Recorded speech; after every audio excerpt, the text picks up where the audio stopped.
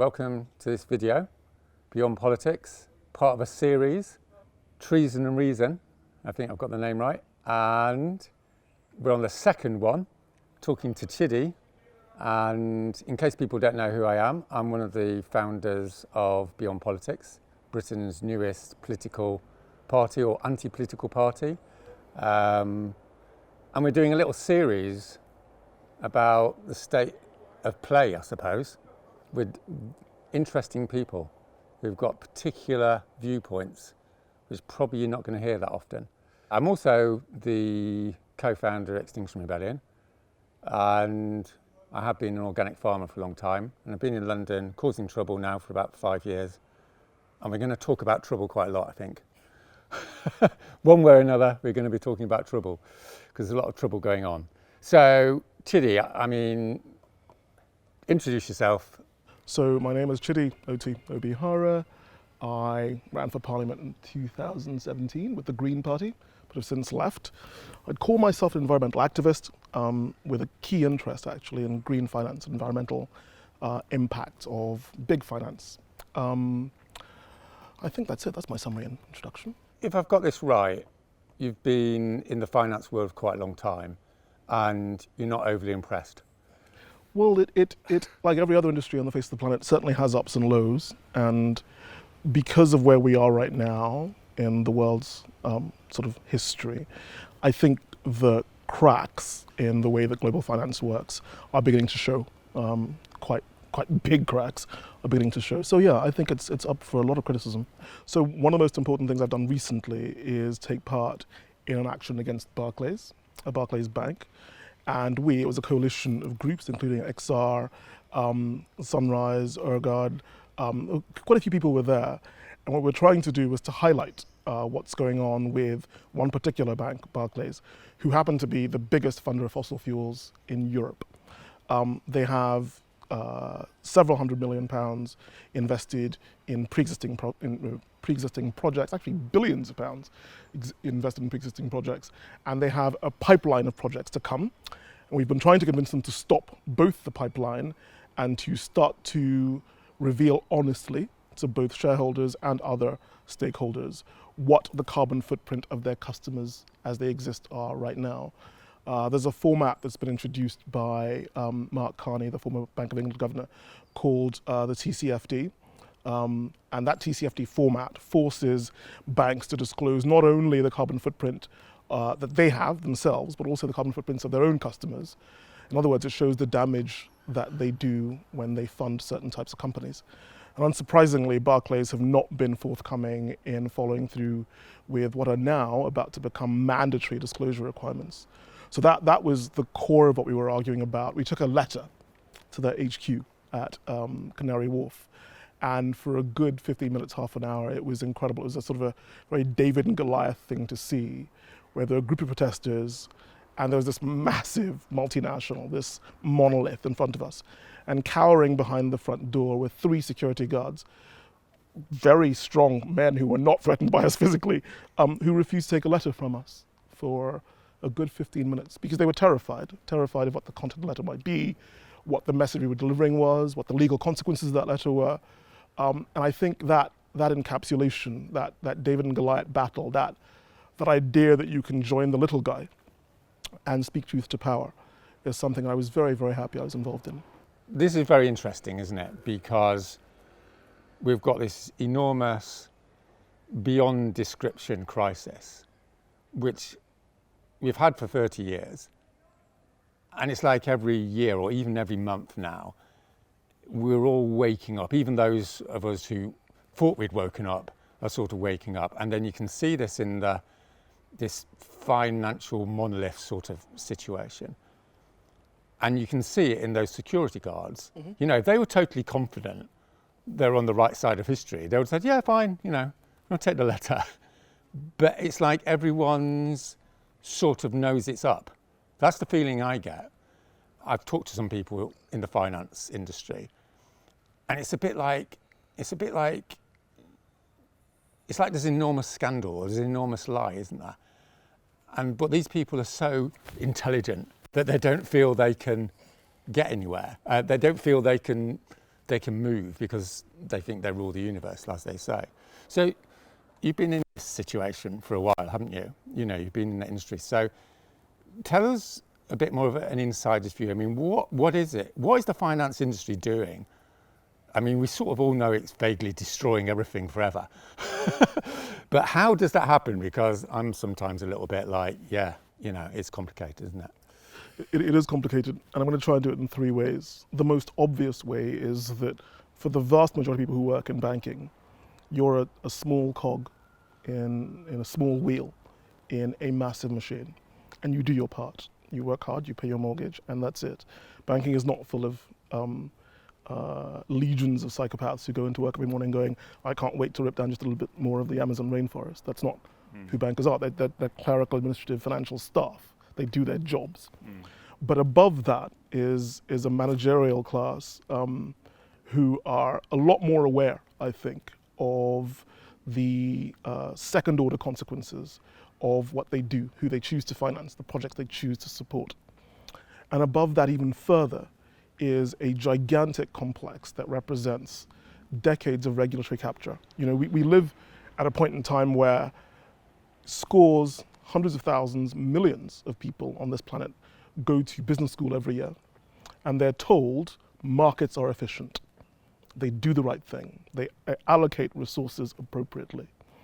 And it's an ideological basis, because many of these business schools and these universities have historically been funded by bankers and robber barons who've come back and ex post justified the way they've made their money as the optimal way to make money. So you then end up with this situation where in 2013, only a few years ago, his name is Farmer. He published this amazing paper, I think in 1990 or so, called the Efficient Market Hypothesis paper. Without going into too much detail, what the paper says is that markets are efficient. You have three different forms of efficiency, but they are generally speaking efficient. And it's at the heart of this sort of neoliberal, neoclassical interpretation of what economics should be. It talks about assets being allocated appropriately with the information that people have, with a limitless number of competitors competing for the price, with prices and information being available to everyone. And almost all of those assumptions are false. And it's quite shocking, isn't it, that you start off with a false perspective and somehow magically expect to get a good result at the end. But that's the assumption we make in this movement of this giant machine called global finance. And I think that we've seen it in crash after crash after crash. And now we've seen it in the way the fossil fuel industry has worked, so that so little of the damage that is done by fossil fuel industries are priced into the transactions that they're doing, are priced into the way the banking services are provided to them. So little of those services reflect the correct price that people should be making really big demands. People should ask Farmer to give that Nobel Prize back. It's a complete hoax. He doesn't deserve that Nobel Prize. That prize is based on a false theory that's failed humanity. And that's the basis from which you get this cascade of blame, in my opinion. Because you've got a massive phenomenon of political corruption. That's right.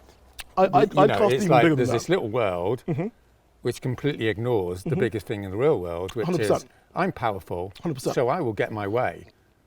100%. I'd cast it even bigger than just the political world. I'd say that one of the terrible things that happened in academia and that led to business as we know it now is the separation of politics and economics. Everybody used to be taught political economy beforehand, but you separate the two of them and you have this subject called economics, which is supposed to be completely divorced from politics.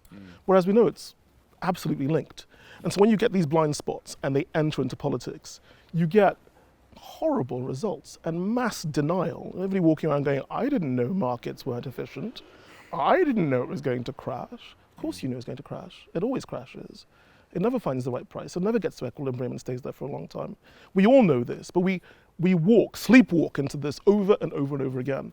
And unfortunately, this is it. This was the big one, right? This is the time when we spent over 100 years burning a fuel that's going to kill us.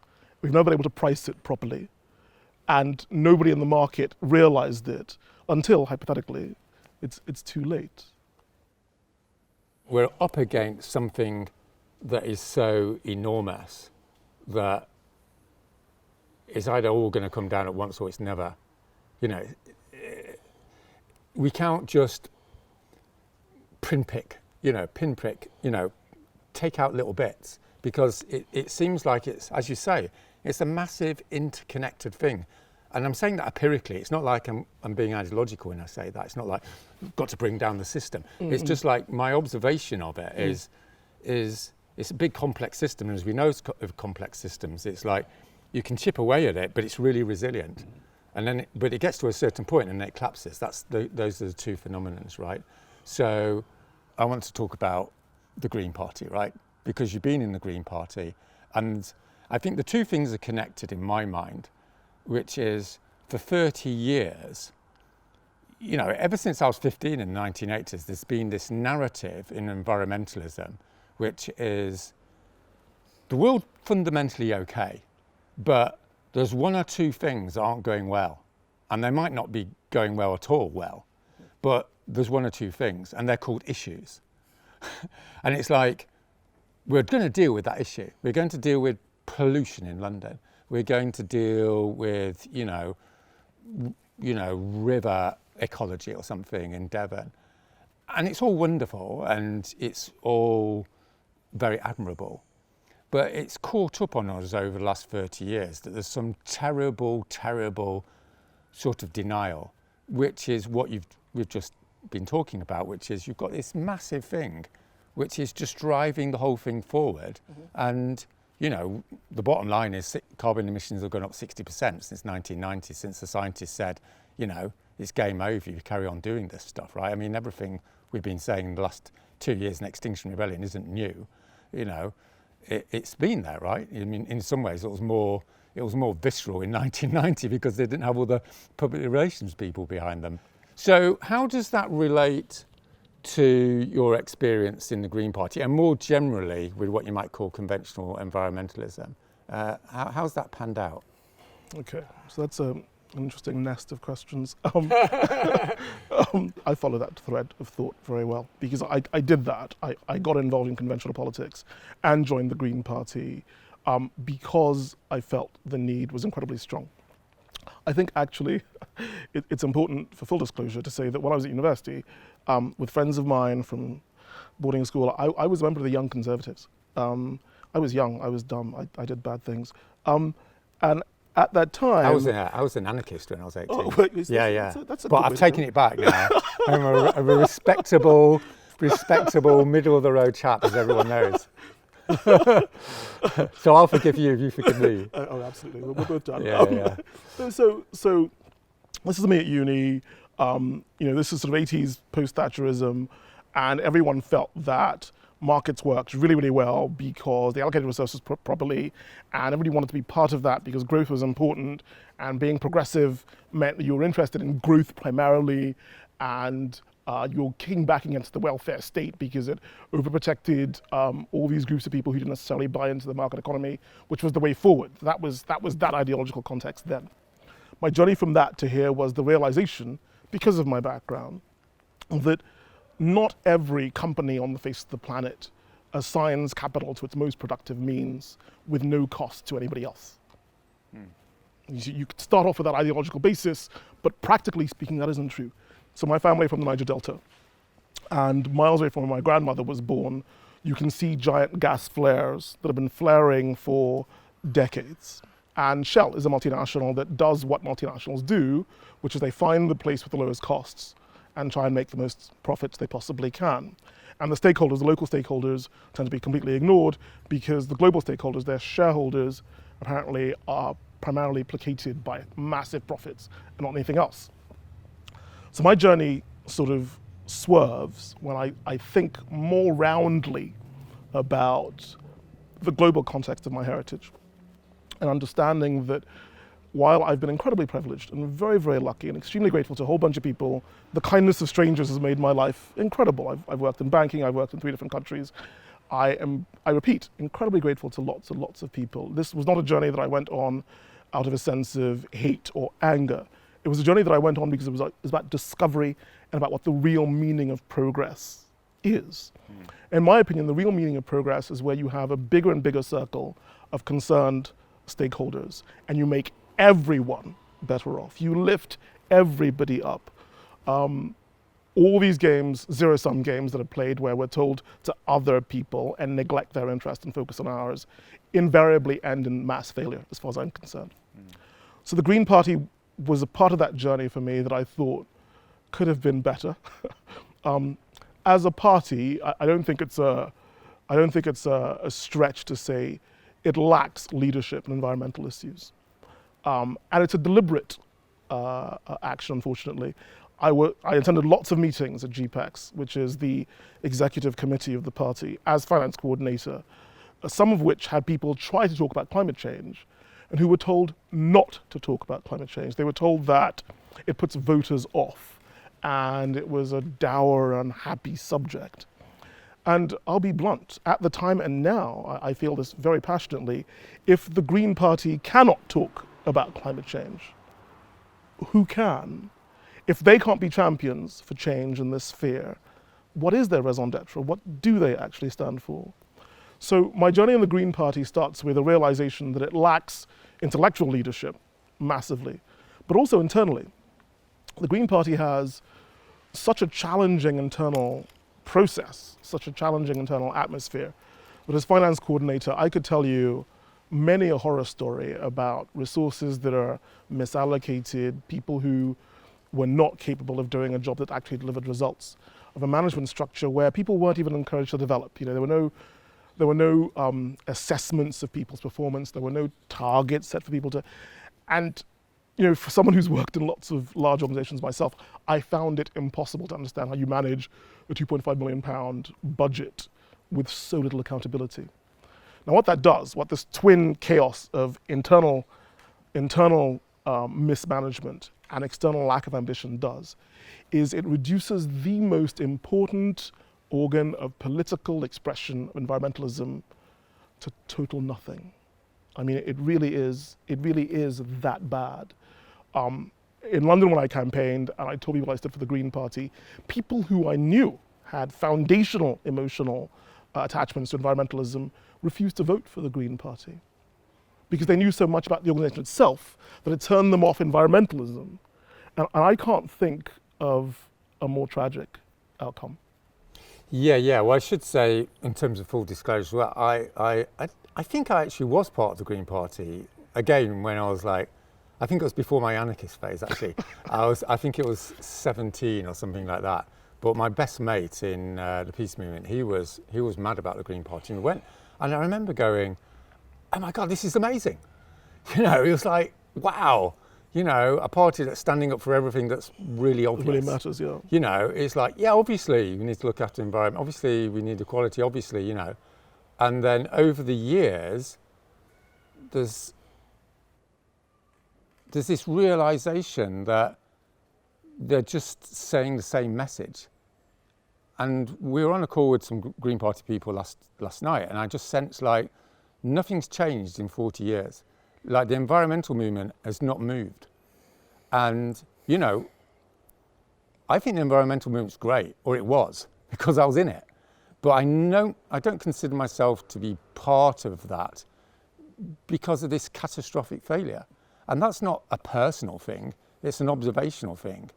And I'm not overly bothered about its internal crap, as you might say, because loads of organisations have internal stuff. But there's a big picture here, isn't there? Let's focus on the big picture, and you know, we can come on to your African heritage and everything in a minute about it, because I'm very interested in that.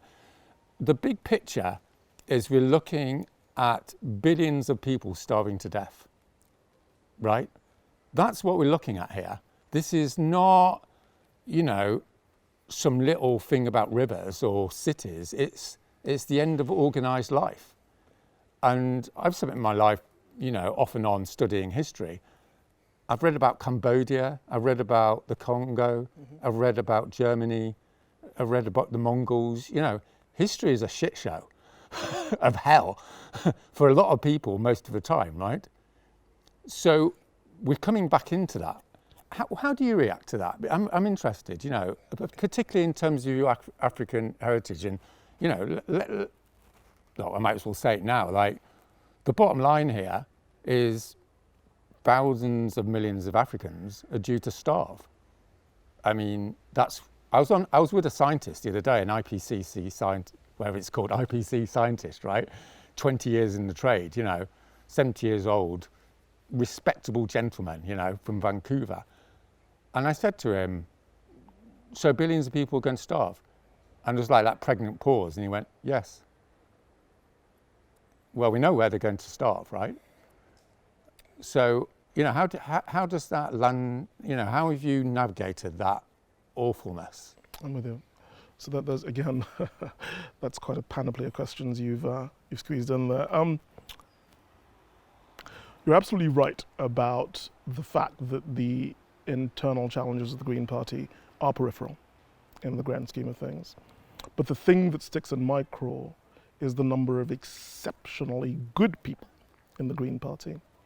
Because that resource, those people, and others outside it, is what we need.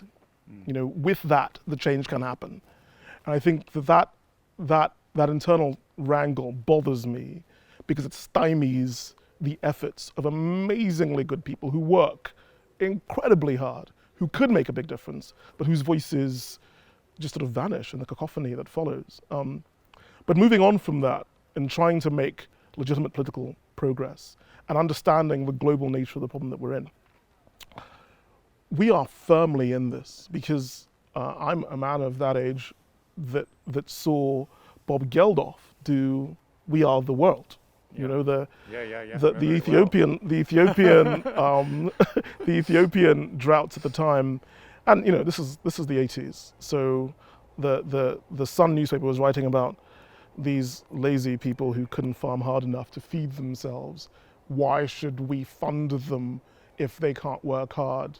And we now know, with the benefit of hindsight, that these were not lazy, scrounging Uber immigrants who were bad in any way. This was the first tranche of climate change droughts. Yeah. We now know that. Yeah. With hindsight, we now know that. And when you talk about, the IPCC has warned us that we're heading for 1.5, we're heading for 2, we're heading for 3, we're heading for 4 degrees.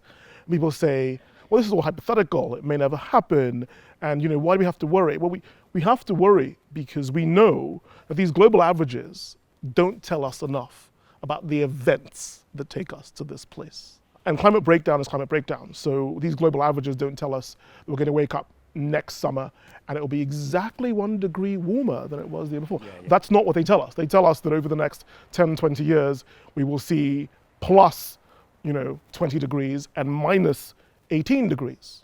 Yeah. The average is plus 2. That's what climate breakdown is. The level of uncertainty, the level of risk, the level of damage that's involved is so colossal that we absolutely have to take it seriously. But I'm going to burrow down even further to the last part of your question, which is about the disparate and the asymmetric impact on people in the Global South. Because my family, of course, is from the Global South. I know lots of people from the Global South. We live on a planet where every region is interdependent. The prime ministers of Vanuatu and Tuvalu, a range of other islands, in meetings with Scott Morrison in the Asia Pacific, were baying their eyes out. Grown men were weeping and begging Australia to change its climate change policy because they could see today, not tomorrow, not in 2030 or 2050, their islands being swept away by rising seas. We live on an island, Roger. I mean, if you have no empathy, you can have self-interest and do this as well. We live on an island. But let's burrow down even further to the Global South. The Guardian did this spectacular piece. It's a graphic, it's on my Instagram page, where it shows a band of sort of plus or minus 20 or 30 degrees latitude around the equator, which is a band that will be invariably turned mostly into desert at 4 degrees centigrade. Yeah. It will be inhospitably hot to live, but it will be impossible to grow crops in those parts of the world. This means 1 billion people, 2 billion people starve or migrate. We really kid ourselves if we think it's going to happen in this slow, gradual, controllable way, where we can sit around and wait for Bob Geldof to do Live Aid 8 or something, because another tranche of people are now homeless, more wars have broken out because of starvation, more instability comes towards Europe. And again, if you can't do empathy and you can only do self-interest, at this point, at 40 degrees centigrade, all of southern Europe is desert. There are no more Italian wines. No wine, no champagne from I south know, of France. I was talking to an Italian newspaper the other day, and that's why I said to them, I said, Italy's going to be desert. Yeah, And of course you get that, yeah, and then they move on. yeah.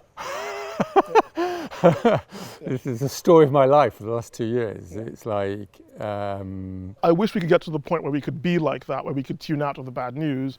But when the leading scientists in the world reach consensus, when the UN Secretary General, slews of heads of states, masses of intergovernmental groups, when you're at COP26 and you're still heading up towards 450 parts per billion of carbon dioxide in the atmosphere, when you're in this situation, it's the analogy, of course, is the frog. You're slowly getting boiled and you don't know you're dying. But that is actually where we are. And so being part of this political movement was incredibly important to me. Being disappointed by the Green Party was incredibly saddening for me because of the import, because of the context. But, and this is the final bit that answers your question properly, my grandmother died of asthma in the 1960s, before I was born. And the reason why she died of asthma was that the methane flares that Shell had started near my grandmother's village, some of them had gone out. People were being choked to death on methane. And the Nigerian government had nothing to say about these deaths.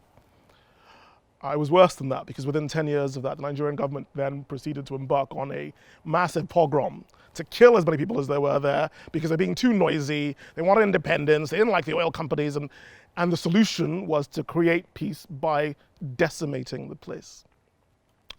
So my background informs me that this battle is real, this battle is broad, this battle has consequences that we're experiencing now.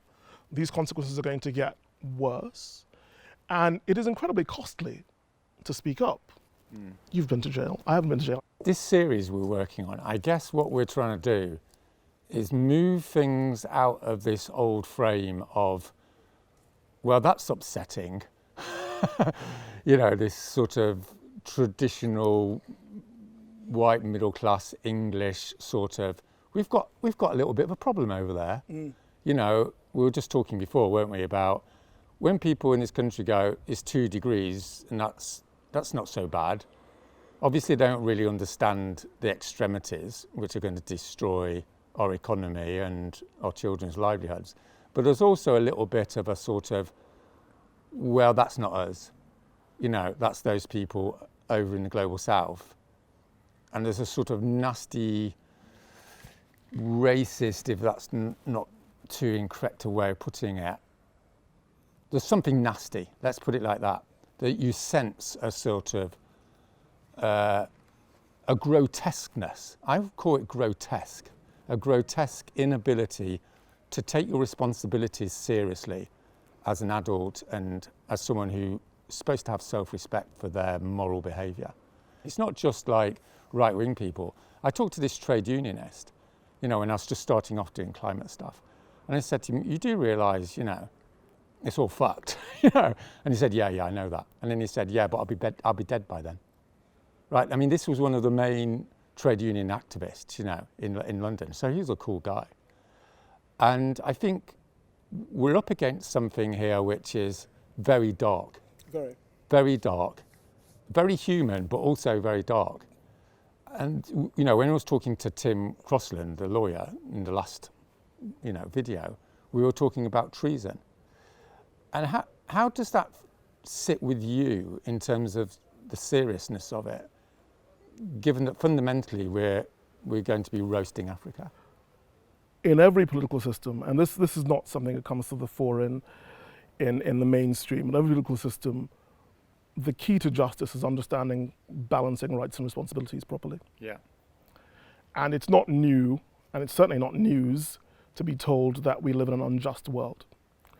And one of the ways of showing it is that the powerful in this time, in this age, in this epoch, in this place, the powerful are not taking responsibility for their own actions, whereas the powerless are going to have to take responsibility for actions that are not theirs and that are not in their control. And in my opinion, there's no starker or more obvious an indication of what injustice is. You know, literally someone goes off somewhere, does something, walks off feeling very wealthy, and someone else suffers catastrophic consequences as a result of what they've done. That's unjust. That is injustice. Having said that, Britain is a pivotal nation, and I think that within the mask and the narrative of white fragility, there is this lack of understanding that Britain is very powerful. Britain is and has been a nation of consequence for the past 400 years. And it's impossible to shift that in the next 200 years.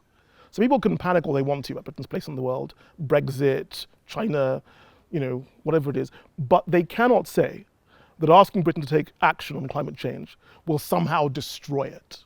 It's a lie if they say that, because it's actually the exact opposite. The only way that Britain and the other colonial powers get to maintain the rights that they've acquired to set some kind of example, to be the voice of reason, to actually show some kind of leadership, the only way that gets maintained is if Britain and the rest of those powers act properly in the face of a global threat. You know, if you don't react, if you stand up and say, I'm in charge here, and the house is on fire, and then you're like, it's good, we're calm, we sit here. Then some people will walk out of that house, those who survive, and the house will burn down. And when it does, guess what? You're not in charge anymore. You don't have those rights. You can't wield any kind of example for anyone to follow. In fact, you become a pariah. You become the nation that destroyed the natural world and endangered the existence of life on the planet. Yeah. So the consequence for the liberal middle classes who think that doing nothing is an option, the consequences for them are actually quite heavy far down the line. What happens before that is what you've pointed out. You've pointed out that the global south suffers catastrophic climate change. You've pointed out that the levers of power that try to maintain power go through phases, and violence is one of the phases they go through. So for me anyway, the conversation that you had with Tim Crossland was really interesting, because the arc of having treason be an attack on the monarch to start with, and then watch it evolve all the way through to actually being something you can do against society and the state. So that you start off with using the law of treason only to protect the monarch.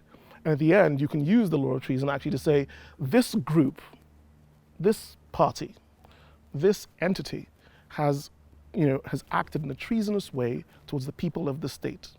That was really interesting, because at some point, the people who think of themselves as the ruling classes of Britain need to ask themselves, where do they stand on this? How will they be judged by this? Because they will be, history will judge everyone. And what do they do now so that they can actually look themselves in the mirror, not just now, but in whatever interpretation of their behavior comes up in future, to say, we acted, we did something, the scientists warned us, we changed. And change doesn't need to be painful. Change is progressive.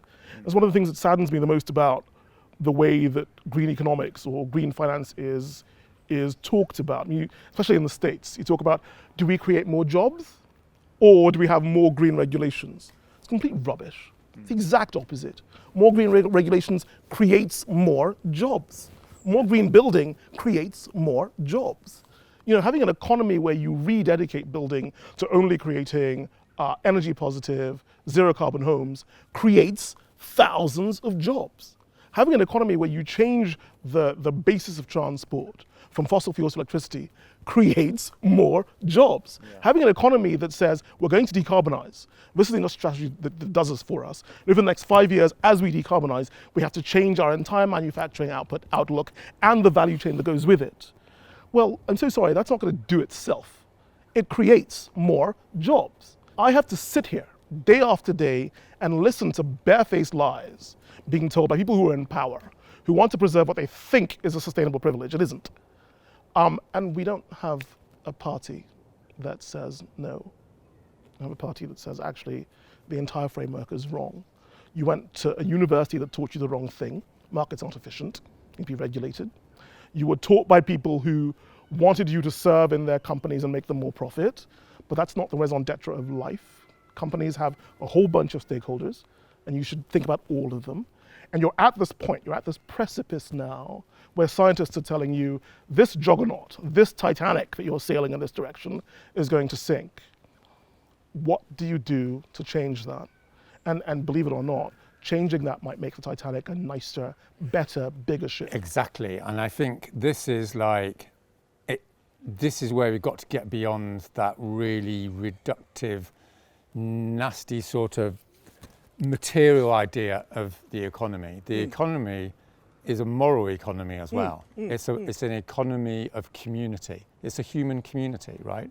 And we need to reconnect, like you were saying before about the separation between economics and politics. It's the same as the separation between the economy and human well-being. Human well-being is rooted in community, but I think it's rooted in something deep in this community. It's rooted in a common sense of morality, of what it is to be a decent person, to look after yourself, your family, your community, right? This is a transcultural thing, isn't it? The sense that I get is, you know, what's happened to the professional liberal classes and the ruling class, or whatever you want to call them, is they've been drawn into this satanic sort of death spiral of just thinking about money, just thinking about tomorrow. But there's this other tradition, you know, I don't want to glamorize the UK, just for the record, right? But there is a tradition in this country of saying there's a limit. There's a limit on your willingness to facilitate and stand by why evil happens. You know, this country's done many, many bad things. And at the same time, there is a tradition which says, no, that's too far. And I think this is the challenge to everyone, right? We're all complicit. But it's a particular challenge to the professional classes and those classes that profess to be moderate. You know, it's like, because what they're engaged in is a violation of their own understanding or their traditional understanding of what they were about before they got, you know, drugged on the money.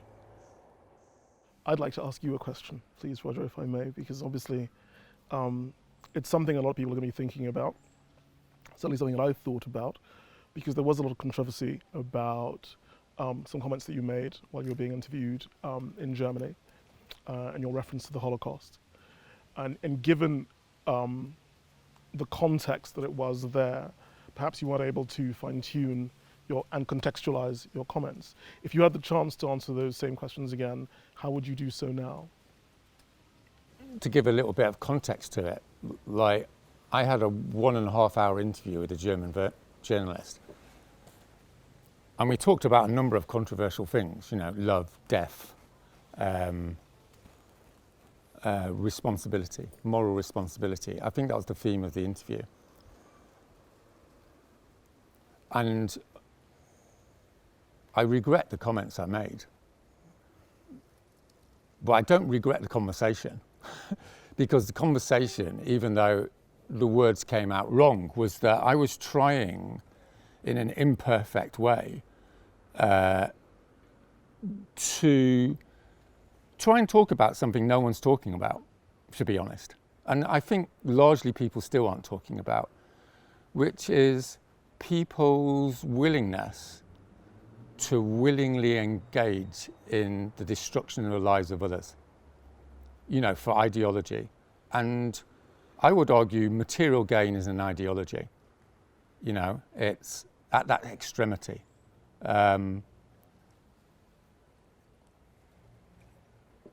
And I mentioned in that conversation, you know, there's a whole load of genocides, not least the 10 million people that have died or killed, depending upon your euphemism, in the Congo in the late 19th century, and the whole colonial period, which was full of genocidal actions. And I think we need to be honest with ourselves. Some of them weren't intended; they were neglect. But some of them were. Some of them were specific desires to kill millions of people in order to make land available and all the rest of it. So, yeah, I'm intending to carry on, in my imperfect way, in engaging in the public sphere to say we need to have this conversation. Before you develop that, there is one other question I have for you, which is that if you weren't doing the Beyond Politics Party now, for example, what would you be doing to make a difference? I'm part of a tradition, and every tradition is a slight fiction, if you know what I mean. You sort of cherry pick bits, don't you? And there's lots of elements of my heritage. There is nothing to be proud of, let's put it like that. But I was brought up in the Methodist Church in Manchester in the 1970s, the early 80s, by a very moralistic mother and father. And, for a few decades maybe, well, 2 decades, I sort of largely forgot about it. And they're both dead now, so I can't check it out with them. But what I've rediscovered since I've started the Extinction Rebellion work, and, what I'm doing with Beyond Politics, or even if Beyond Politics didn't exist, is your question, the central self-understanding I've come to is that we are all responsible for our actions in a deep sense, and we're all part of a community, and we're all responsible for that community, not as an act of voluntary, maybe I'll do a bit of volunteering, maybe I won't, but in a deeper sense that you don't violate sacred values, essential human values. Mm-hmm. And for me, I can't avoid the reality that participating and being passive in a culture that's knowingly going to send billions of people to their deaths through starvation, give or take, maybe it's 500 million, maybe it's going to be 7, who gives a shit, right? It's a violation of everything I was taught. So for me, and I think for many people, and I think we've got some common ground here, this is intolerable. And if that means, I have to stand alone and there's no Beyond Politics, then I'll stand alone. When I helped to initiate Beyond Politics, like with Extinction Rebellion, there was 15 of us in a room, and it was a bit like, yeah, we're going to rebel against the government because it's going to bring about extinction. And we're all going, whatever, whether we're 30 people in the room in a year's time, because we're over this shit, because it's a violation of who we are. You see what I mean? It's not a utilitarian, well, that'll make the world a better place. It's more like, no. Like, I'm not standing aside any longer. I don't care what other people are doing. At its best, that's the Northern Methodist, Protestant tradition, You don't make a fuss, but there's certain limits. And when those limits are crossed, you're on the go. And you wouldn't want to cross my mum. I can tell you now, and her limits were pretty low, let's put it like that. But, we're part of that culture. I think all our cultures have that sense of a sacrilege, you know what I mean? Mm-hmm. It's not necessarily totally religious, right? But it's instinctual, I suppose. This is just a comment rather than a question from my perspective. You started off with rebellion, Extinction Rebellion, but rebellion, that was your first reaction. And I think the dictionary definition of rebellion is sort of to actively disagree with something and to sort of act out against something is what rebellion is. And you've moved on, if I follow your conversation with Tim Crossland and what BUP stands for, to some version of revolution, which is sort of a way of bringing about change, by any means you can. And I'm still stuck in opposition, okay, which is, yes, you're in opposition first, but you do rebellion, then you go to revolution. And opposition is just to strongly disagree with ideas, or with a project, or with a policy, and to say so, which in this day and age, with all of the surveillance and all of the power that is wielded against ordinary citizens, it's brave enough to be in opposition, But to get to the point that you're at, which is a revolution, is quite a step. Yeah, and it's a journey we're all on, and it's a journey that, you know, doesn't have a particular end. And I don't feel like there's some people are ahead of other people in that sort of, you know, silly sort of way. But I think we're all being challenged every day, if we're being honest with ourselves, right? And a lot of people don't want to talk about it, but we're all being challenged. You know, the person that's from Basingstoke that's in Tesco's this evening, you know, looking at what to eat, thinking about, do they really need that much meat? They're being challenged. Everyone's being challenged. And the great challenge of our time is you need to get a move on. Because it's exponential. 100%. And I think that's, you know, maybe to bring us onto our final comments, if that's okay, is I think that's the theme of our conversation, maybe all these conversations, is we're all examples of people that are on some journey, and it's not easy, is it? You know, it's not, this isn't, you know, shall I go down to the gym tomorrow stuff. 100%. This undescribable hell is coming down the road, and how can I possibly respond to it and maintain my self-respect or maintain connection with my culture? 100%. I want to speak to that because I think that's an extremely powerful point. I think when Extinction Rebellion came out with those 3 demands, you know, tell the truth, act now, and set up people's assemblies to try and sort of effect change, they may have sounded like very simple slogans, but in this day and age, and I'm sure it's the case in more than one place and time, but I believe very strongly in this day and age that telling the truth itself is virtually an act of revolution. Yeah. Virtually an act of revolution, because the status quo has so much power and the Titanic is steaming ahead, full stop. So screaming iceberg, you're either a complete lunatic or you start to attract attention. But it's definitely an act of revolution. I believe that. Yeah, so do I. Hence the videos. All right, well, thanks very much. You're very welcome. You're very welcome.